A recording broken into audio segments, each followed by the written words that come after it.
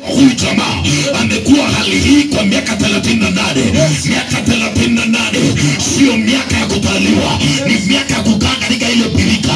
Kuna wakati wa kungoja. Yesu anasema maandiko hayo ya kwamba Yesu alipofika kuna kitu kilitendeka. Yesu akamuuliza kiwete, "Je, unataka kupona?" Akatoa sababu, akasema kwamba mimi siko katika serikali, mimi siko katika mahali popote ambaye mtu ataniweka mbele ili nipate kupona. Yesu ametutuma hapa. Chochote kimekuwa kilema ni lazima kipate uzima, ni lazima kipate uzima. Ndoa yako imekataa, Yesu amenituma hapa nikuhubiria ya kwamba Yesu anaweza. Yesu hufanya mambo.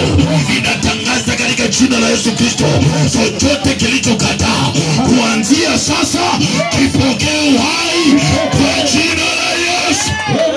Haleluya. Kuna watu wanapenda pombe sana, na nimeona mwingine hapa akitusumbua. Usione simba amenyeshewa ukadhania ni paka. Bado tuko kazini. Usilete kielele yako. Tulikunywa pombe tukawacha, kwa hiari yetu tuliwacha.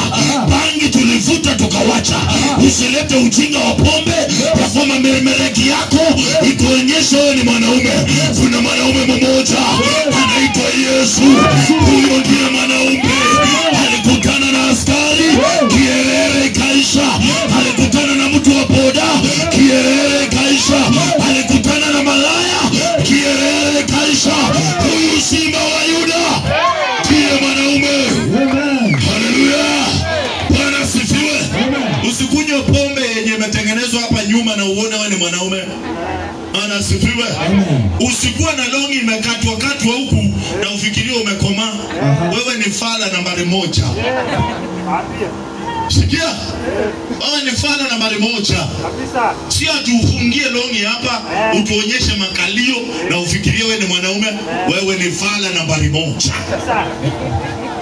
Haleluya. Amen. Sikia? Walevi hawataingia mbinguni. Sikia, kama kanisa yako mnakunywanga pombe mkienda kwa misa, jua namna hii, walevi hawataingia mbinguni. Haleluya. Amen. Yaani unapata mtu mwanaume mzima anaringa kwa hii barabara, amekunywa pombe imetengenezwa na masuruari ya wamama hapa nyuma, alafu anakomaa. Na nakuambia kuna mwanaume mmoja.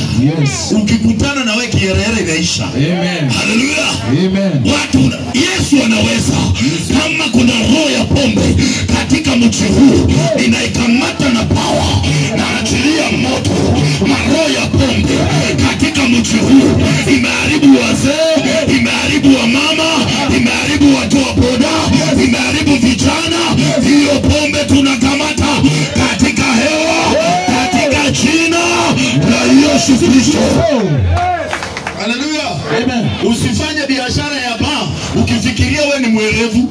Wewe ni mjinga nambari 1. Na hakuna mtu mwenye anafanyanga biashara ya baa ni tajiri.